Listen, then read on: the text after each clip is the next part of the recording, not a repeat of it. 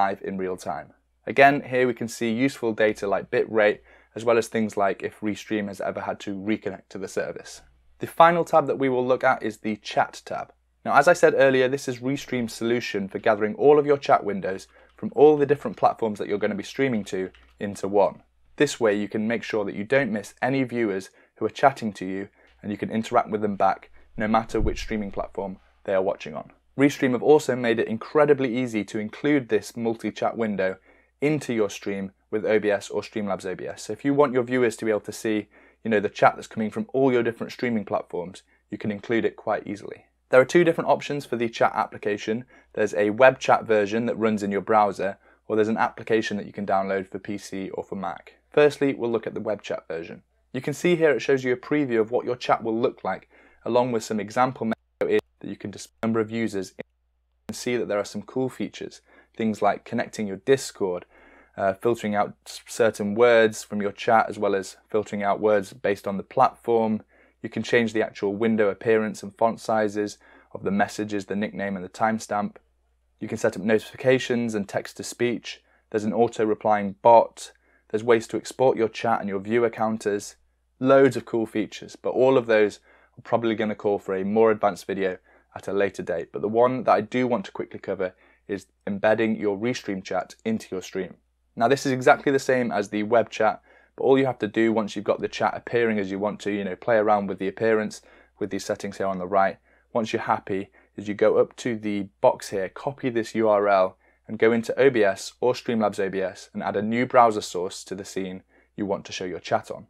Then paste in the URL, set the width and height to whatever you want and click OK. You now have your multi-stream chat appearing in the stream for your viewers. It's really as easy as that. You can go back, you can change the appearance, the opacity, all those kind of things, and they will update in your streaming software. Now, if we quickly go back to our browser and test by typing in these chat windows, you should see them appearing in your stream.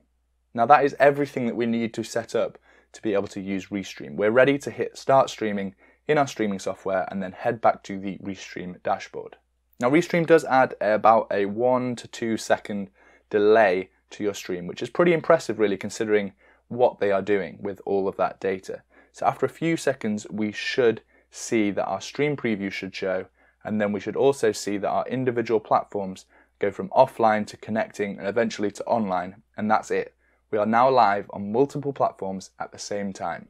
So I just want to quickly give a little word of warning to those that are lucky enough and have worked hard enough to be able to have signed an affiliate contract with Twitch or a partner contract with Twitch, because if you look through your contract, there might be a clause in there about exclusivity, and it says something like that that you agree to stream to Twitch and that content won't appear anywhere else for something like 24 hours. So have a look through your contract, because if that is the case, then unfortunately you probably can't use a service like Restream, since technically that content is going live to multiple different platforms at the same time and not just Twitch, which is what is stated in your contract.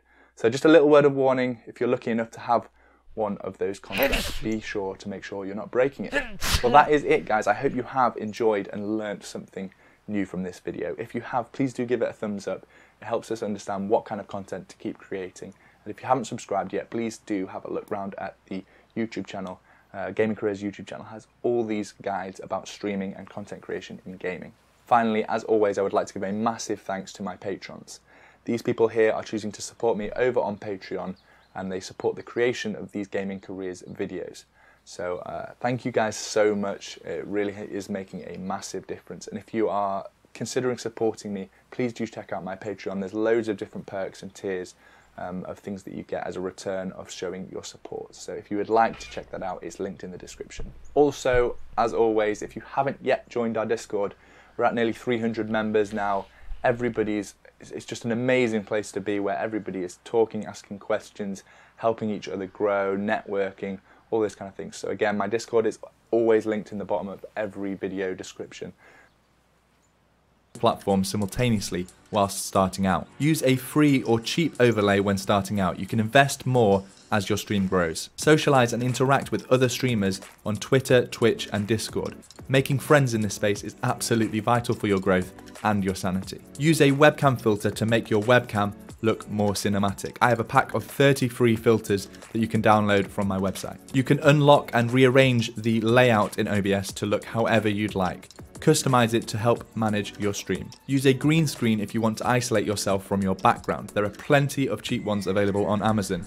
And if you have a fun background where you can display some cool things about your personality, then don't use a green screen. Use Streamlabs face masks or Snapchat Lens to add comedic filters to your webcam when somebody donates or subscribes. Stop streaming Fortnite and complaining about little to no growth. There are currently 3,000 people streaming Fortnite. You're only going to make things hard for yourself. Do whatever you can to attend TwitchCon or TwitchCon Europe. It's an absolutely awesome experience and you'll meet loads of like-minded individuals and come back hungrier than ever to stream. Unless you need it for streaming, put your phone aside. Checking your phone or texting every time you're bored is a surefire way to ensure any viewers will be bored too. Tweet out and post in your Discord something interesting before you go live. Try not just to do a generic live tweet, but something a little more engaging. Use a cheap boom arm to get your microphone off your desk and close to your mouth. Use a pop filter on your mic to help prevent P's and B's from peaking your audio. Talk to anyone and everyone who comes into your stream.